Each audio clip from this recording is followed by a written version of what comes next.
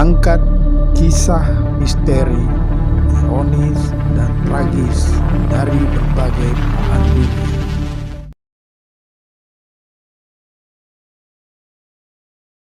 Assalamualaikum warahmatullahi wabarakatuh. Kembali bersama saya Deng Iwan dalam Kisah Gelap. Di hadapan Sivitas Akademika FISIP UI, Baca Pres Anies Rashid Baswedan terang-terangan mengungkap keprihatinannya terhadap kondisi negeri saat ini. Mulai dari tingginya korupsi, pembungkaman suara rakyat, hingga ketimpangan ekonomi akibat kebijakan pembangunan yang ugal-ugalan. Tak hanya menguliti persoalannya, Anies pun memberi solusi, dan salah satu solusi yang didukung publik adalah miskinkan para koruptor. Mau tahu seperti apa kuliah kebangsaan Anies di UI itu? Mari kita simak dalam video berikut ini.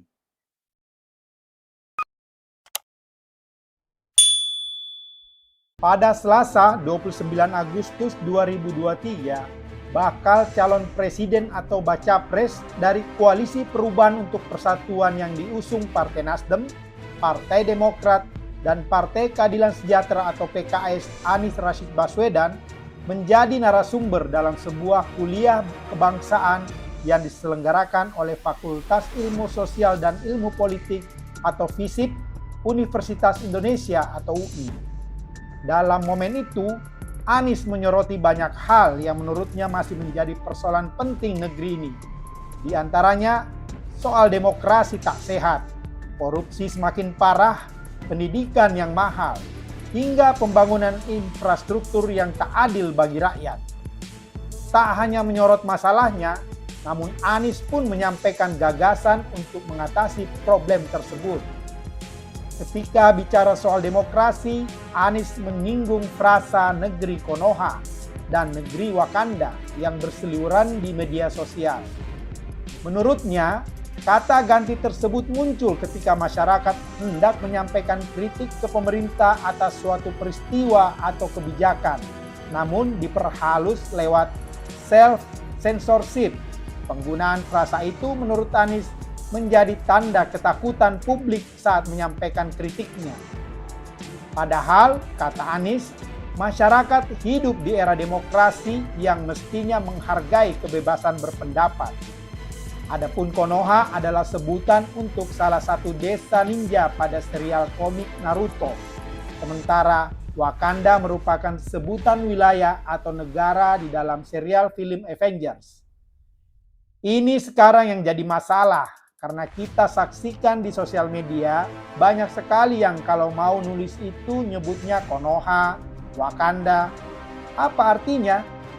Ini menunjukkan ada self-censorship atau memberikan sensor terhadap diri sendiri, kata Anies. Contoh lainnya, ketika hendak mengkritik soal polusi udara di Jakarta, warganet justru menyalahkan pemerintah kota Lahore di Pakistan. Alih-alih mengkritik pemerintah sendiri. Ini tanda-tanda demokrasi yang tidak sehat, ujar Anies. Anies lantas mengatakan ada dua sistem pemerintahan di dunia, yakni demokratis dan non-demokratis. Sistem demokratis didasari pada trust atau rasa percaya. Sebuah negara yang demokratis, kata Anies, mengandalkan kebebasan, keterbukaan, dan kepercayaan. Sementara sistem non-demokratis pilarnya adalah fear atau rasa takut. Ia pun mencontohkan rezim otoriter yang mengandalkan rasa takut warga untuk pemerintah menjalankan kebijakan. Karena itu, perhatikan, rezim-rezim otoriter pasti mengandalkan rasa takut untuk menjalankan kekuasaannya. Begitu rasa takut itu hilang, rezimnya tumbang, ucap Anies. Ketika kita dalam demokrasi dan ada fear, sesungguhnya ini tanda-tanda yang tidak sehat. Karena itu harus dikembalikan, jelas Anies. Dalam kesempatan yang sama, Anies juga menyoroti tingginya angka korupsi di Indonesia. Menurutnya, ada 3 jalan masuk seseorang berbuat korupsi. Pertama, karena kebutuhan yang lebih besar dari penghasilan. Menurutnya, solusi dari masalah ini adalah memberikan gaji sesuai dengan kebutuhan pegawai. Masalah kedua, korupsi karena keserakahan. Nah, untuk yang satu ini, Anies menegaskan tak ada obatnya, kecuali hukum yang membuatnya jera. Kalau hukuman tidak menjarakan, maka keserakahan akan mencari jalannya, tandas Anies. Untuk mengatasi ini, menurut Anies, hukuman terhadap koruptor harus dibuat seberat mungkin. Salah satunya memiskinkan pelaku korupsi atau koruptor. Dan setiap pelaku korupsi atau koruptor pasti takut akan kemiskinan. Kemiskinan koruptor ini harus, dan ini yang harus menjadi pegangan kita semua, tegasnya. Akar korupsi yang ketiga, lanjut Anies, terkait dengan sistem pemerintahan. Menurutnya, untuk menekan angka korupsi, sistem yang ada saat ini harus bersama-sama diperbaiki atau dirubah. Kalau itu ditangani, insya Allah korupsi bisa teratasi, kata dia. Lebih lanjut, Anies menyinggung soal biaya pendidikan mahal, khususnya di tingkat perguruan tinggi. Menurutnya, tingginya biaya kuliah disebabkan karena industrialisasi pendidikan sejak puluhan tahun lalu. Mantan Menteri Pendidikan dan Kebudayaan atau Mendikbud itu pun usul pemerintah ikut menyokong biaya kuliah para mahasiswa. Dengan skema demikian, pihak kampus tidak perlu pusing mencari anggaran operasional dan program pendidikan. Supaya apa? Pengelola universitas itu konsentrasi pada pengembangan ilmu pengetahuan, pendidikan, dan bukan semata-mata pada aspek bisnis dari universitas ini, ujar Anies. Kalau tidak, mahasiswa pun dipandang sebagai revenue streams, dipandang sebagai customer atau sumber dana, lanjutnya. Menurut Anies, pihak kampus tak bisa sepenuhnya disalahkan atas mahalnya biaya kuliah. Untuk mengatasi problem ini, kebijakan pemerintah pusat harus diperbaiki. Kalau itu tidak diubah, dekan, rektor terkunci. Kami melihat ini harus diubah, ucap Anies. Anies berpendapat negara tak perlu ragu membuat kebijakan pembiayaan yang mendukung biaya kuliah murah.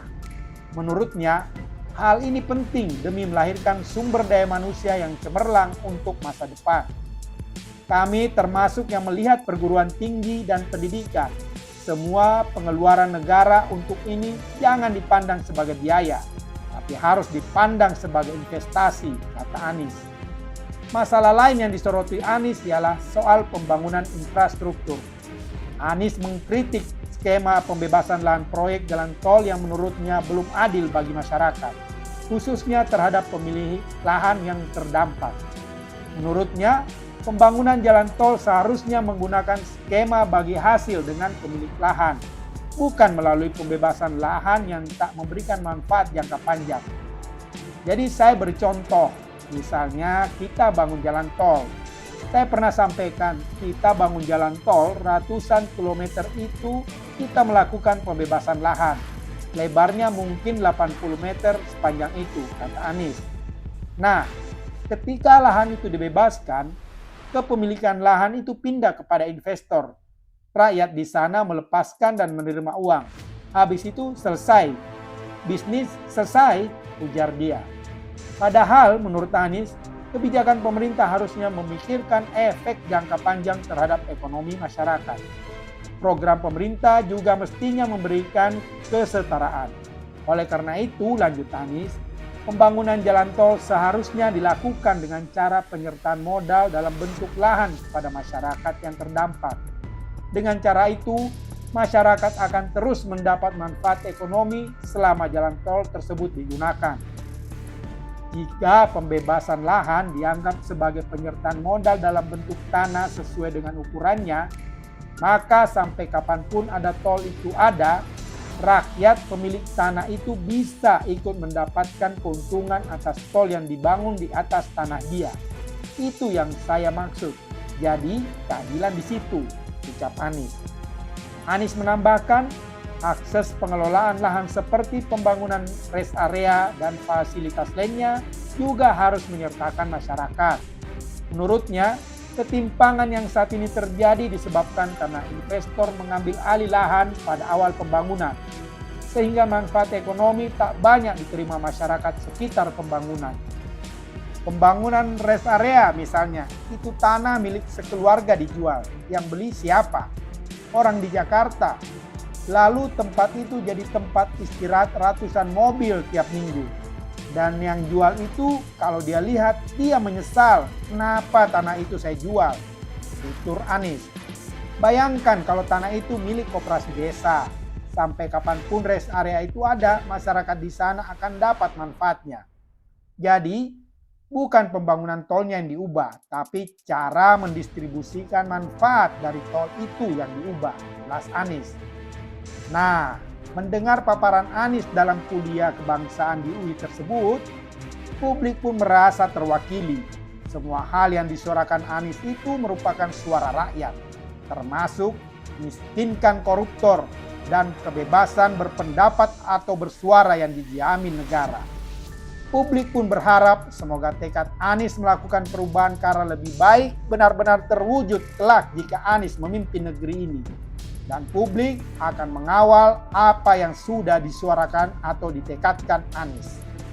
Lantas, bagaimana dengan suara baca pres Prabowo dan Ganjar? Berani miskinkan koruptor dan perjuangkan kebebasan berpendapat?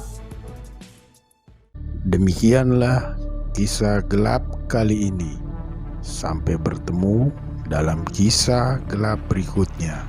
Wassalam.